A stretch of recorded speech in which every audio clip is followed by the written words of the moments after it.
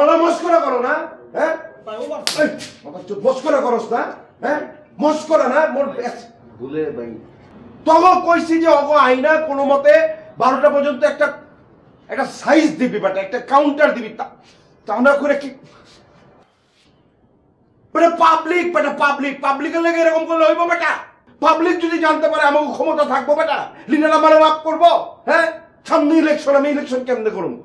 বেটা যা তাড়াতাড়ি সাইজ দে বেটা হসপিটালে পাঠা আর কেমনে এটা থামাবি আমি কিছু জানি না কোনো মতে যেন পাবলিক জানতে না পারে আর যদি জানে